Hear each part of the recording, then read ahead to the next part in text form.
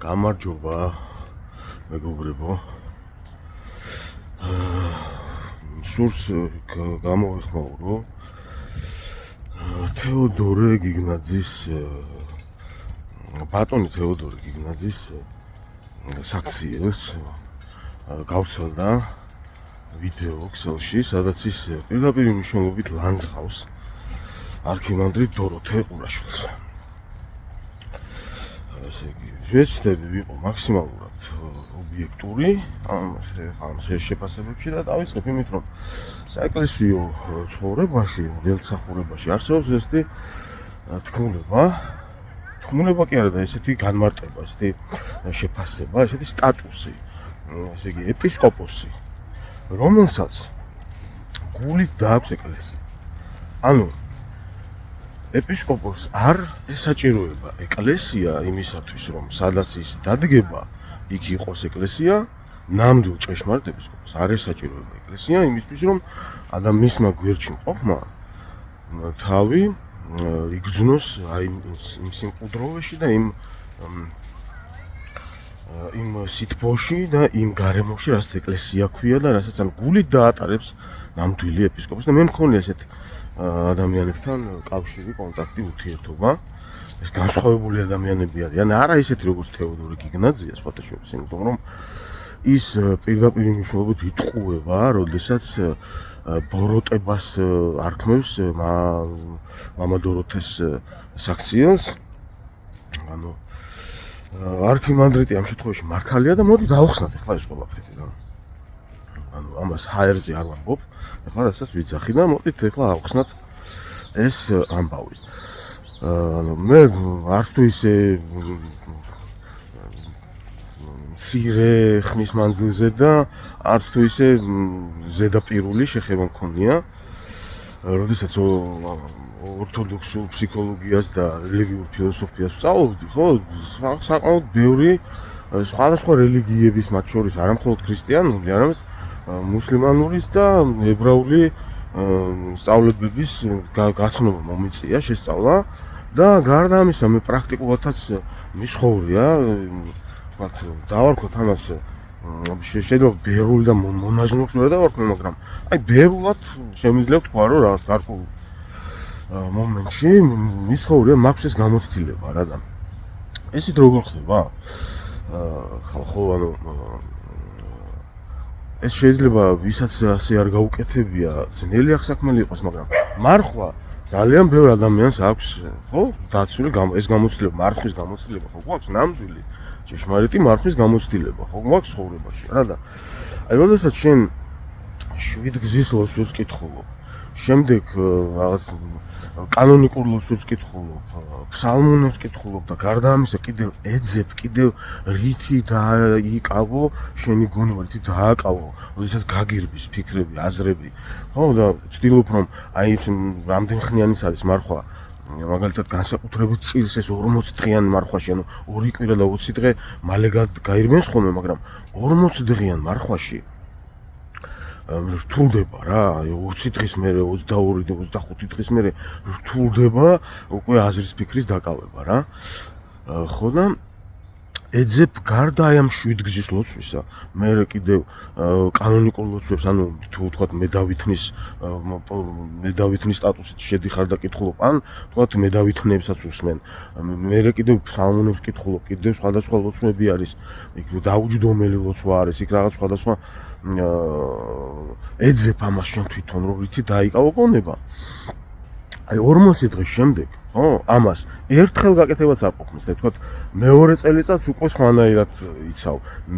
მეორე მარხვა, მესამე მარხვა, მეოთხე მარხვა უკვე სხვანაირია და ეს ინფორმაცია მთელი ეს ლოცვები, როდესაც იაზრებ, ანუ არ არის საკმარისი მხოლოდ ლოცვის საკითხი.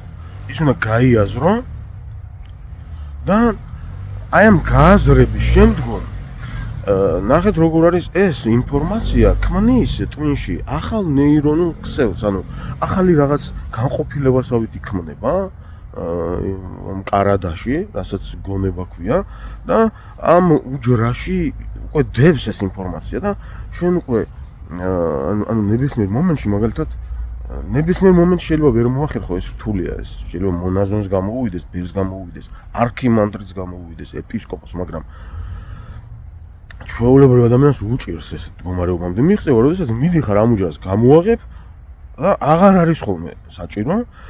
აი როგორც ეპისკოპოსს არ ჭირდება ეკლესიის ზურგით თრევა, გულით ატარებს ეკლესიას და სადაც დადგება იქ ეკლესია, აი ზუსტად ესე ხდება ამ ლოცვის ამბავშიც რა. რომ შემდეგ ეს ინფორმაცია უკვე თავისით საკმარისი უბრალოდ მიმართო ამ უჯრას და ეს ინფორმაცია უკვე თავისით ამოდის ხოლმე რა. რისთვის რატომ ყვები ხა ამას რომ რა არის ეს ახლა მე ახსენე ტექნიკურად, ფსიქოლოგიურად როგორ ხდება ეს რა შინაგან. ამავე დროს მინდა გითხრათ რომ ესე იგი ეკლესიურ სწავლებებში არსებობს განსხვავება, ანუ გარდა იმისა რომ არსებობს ტიპოლოგია ლოცვების, ანუ ტიპები არსებობს ლოცვების.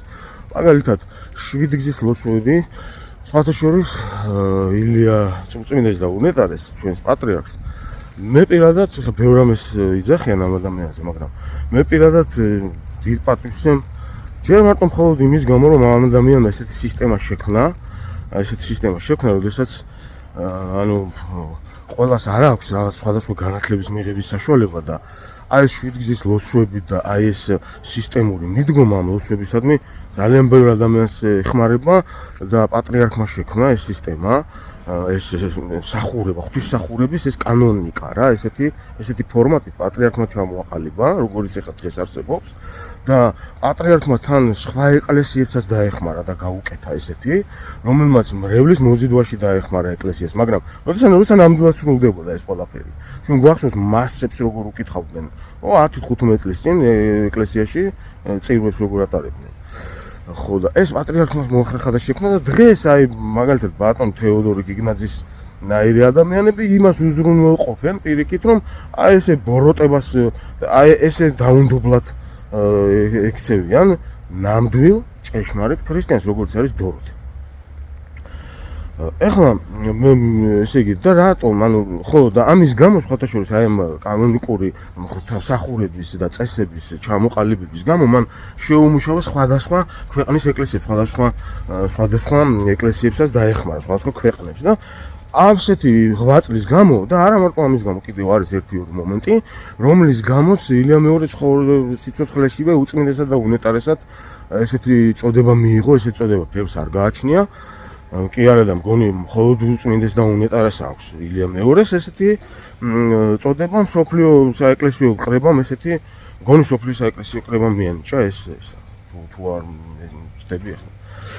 ხო და ეხლა მოდით გავაგზავნოთ ერთი წუთი ეს არ მინდა სხვაგან გადავიდეს საუბარი სხვა ჭრილში და ხო ანუ არსებობს ესეთი ამ ეკლესიურ სწავლებებში ესეთი ოფიციალური ინფორმაციებია ყველაფერი. ანუ ამ სწავლებებთან დაკავშირებით და მე ამოვაგდებ შემდეგ ეს გაუცილებლად საიტებზეც არის და ანუ ხელმისაწვდომი ინფორმაცია რასაც ახლა მე ვსაუბრობ. ლოცვების ტიპოლოგიაზე და ლოცვების სტადიებზე. თუ არ ვხვდები და ლინკებს დავდებ კომენტარში რა.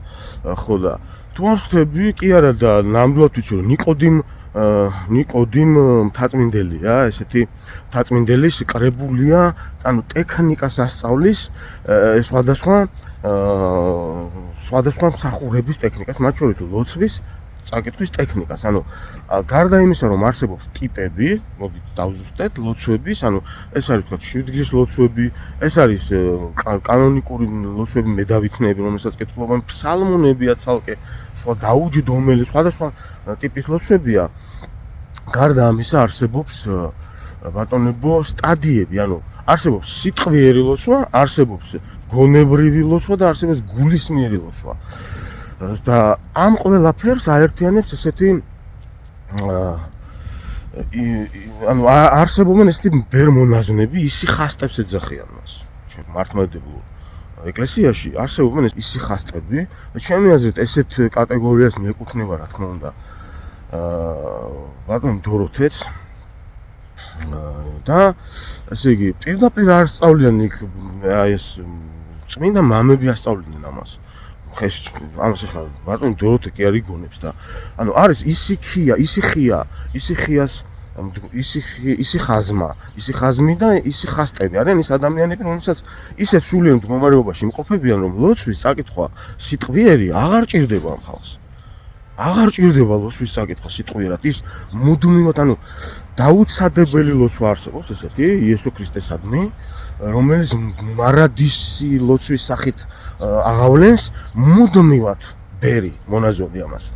მეოთ არქიმანდრიტი ეპისკოპოსი, ვისაც შეუძლია ამის გაკეთება, ამ მდგომარეობის მიღწევა განსაკუთრებული ადამიანების ხვედრია, ეს უდიდესი 8 წლის შემდეგ მიიღწევა ადამიანებო, სხვა რაღაცას აკეთებს, სხვა საქმით არის დაკავებული ადამიანი და პირდაპირ წერია სხვადასხვა სამსწავლებელში, რომ როგორც სასულიერო ცხოვრებაში შეიძლება, ერში შეიძლება ამის გამომჟღავნება, ადამიანი ერში მოღვაწეობს, მაგრამ ისი ხიაში იმყოფება ამ დროს. იმყოფება იმ მდგომარეობაში, რომ არ ესაჭიროება მას სიტყვიერი ლოცვის წაკითხვა. ის ყოველთვის იმყოფება მარადის ლოცვის მდგომარეობაში. განუწყვეტლივ არის.